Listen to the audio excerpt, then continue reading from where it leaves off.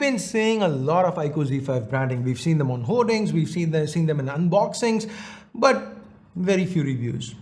Today, let's change that. I've been using this iQOO Z5 as my primary for a week, and in this video, let's see if this is actually a phone worth your attention, or is it just another over-marketed smartphone?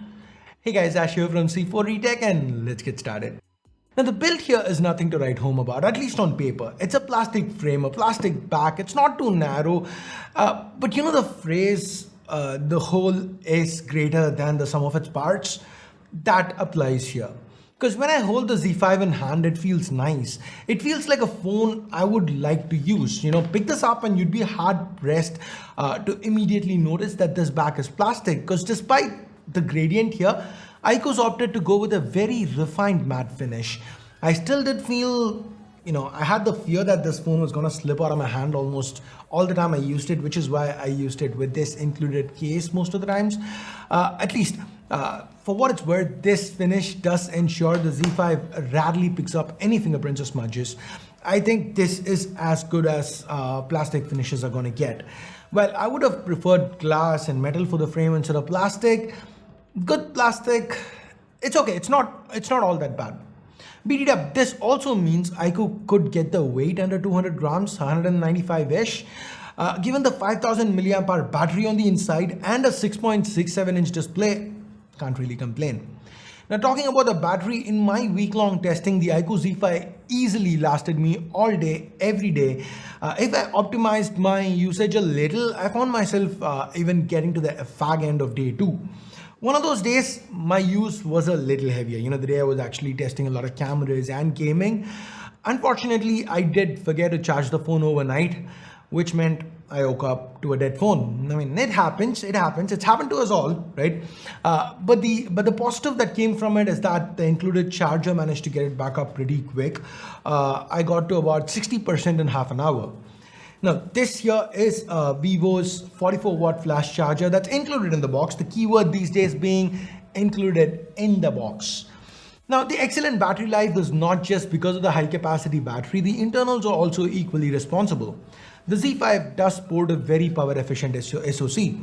Usually, when you hear the words power-efficient, your mind's gonna jump to, oh yeah, that's somebody just saying low performance. Definitely, the marketing speak for low performance. But that's not the case here at all. This has a 6nm Snapdragon 778G. Think of it as a more power efficient 855 with 5G, of course. Though 5G isn't really anything on this phone because iQOO's gone with a anemic 2 bands of support. That said, they have provided LPDDR5 RAM, UFS 3.1 storage, so that's pretty good. On the software front, FunTouchOS 12 built on top of Android 11 is what we have, and it comes with a truckload of preloaded apps. They are uninstallable, so that makes it a little forgivable, but still I wish there wasn't this much bloat. Now, FunTouchOS in the past has annoyed the crap out of me given how much it's been like iOS. But these days it's more in line with Android. It's not stock Android-ish or anything, but when I use it, I feel like Vivo is trying to improve the user experience, whereas in the past, it would be more like Vivo is trying to make this more iOS. Now, the fact that I can feel that difference, I can notice that difference, it made me feel a lot better about the user interface. Now, we do get the regular game mode options and a monster mode, Vivo's performance mode. It's all pretty self-explanatory. Now, no matter how much I pushed this phone, it did not heat up. The temps remained very stable throughout. That's thanks in large to the vapor chamber they've used. So they've gone with some kind of liquid cooling here to keep the temps stable. This here is a 6.67 inch 120 Hz panel with a Full HD Plus resolution. The only con is the fact that this is not an AMOLED panel. It's a good quality IPS LCD, but still ain't AMOLED. It is bright enough outdoors. I didn't have any issues with it, but personally, again, I would have taken a 90 Hz AMOLED over a 120 Hz LCD, and the lack of Gorilla Glass protection might be an issue for some too.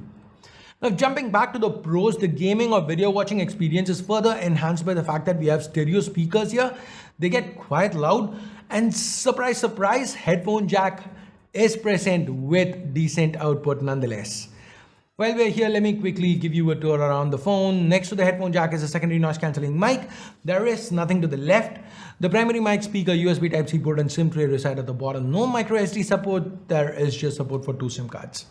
Now finally, to the right, we have the volume keys and the power button, which has a fingerprint scanner underneath. Understandable, given this is a LCD panel after all.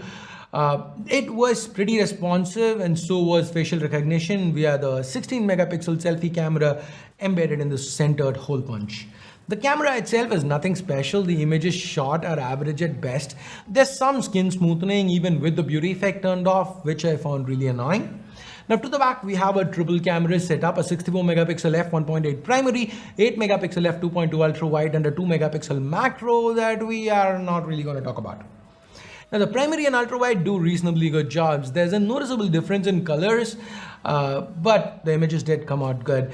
When you zoom into the primary especially, you can see there's ample amounts of detail. The dynamic range was pretty impressive too. Now under low light, the Z5 performed better than I expected it to. The noise was kept lower than I've come to expect in phones in this segment. There was no purple cast, which is usually a telltale sign of weak software or hardware or both. So I was more than happy with the performance. Now with videos, you can do 4K 60 with stabilization. Being able to have stabilization on for your highest resolution frame rate combo, that's definitely a positive. So okay, what do we have here? Built-in design, I'm going to call it above average. Given it's still plastic, there is no IP rating or Gorilla Glass, above average seems right. Battery life and charging, I'm going to say it's excellent. Given the 5000 milliamp hour battery, it lasts long, and the included, and I mean included 44-watt charger is quick enough. The user experience, it's good. There are way too many pre-installs for me to call it anything else, but I can rate it good. Now display, again good. Not being AMOLED at this price point is its biggest con. Barring that, it's a pretty decent display. Cameras, once again, the rating I'm going to give it is good because this rating's actually dragged down by the Mare selfie camera. The rear cameras were actually quite impressive, better than I expected, as I've been saying this entire video. Now here's the kicker, we get to pricing. Officially the Z5 is priced at 24,000 rupees, which is not bad for what it offers, but it's usually found with a 3K discount, 3K price off, making it effectively 21,000 rupees. And at this price, the Z5 seems to be an excellent choice. If AMOLED's not high priority, this is one of the best buys available. So for once, an over-marketed phone is actually good, actually worth it. And that frankly is refreshing. So anyway, that's been my review of the iQOO Z5. What do you think? Let me know in the comments below. And while you're down there, thumbs up or thumbs down based on whatever you felt about this video. Subscribe, turn on notifications, hit that bell icon if you haven't yet. And thanks for your time. Thanks for watching. Till next time, my name's Ash. You've been watching C4 Retech, and I'm signing off for now. You guys have a great day. Bye-bye.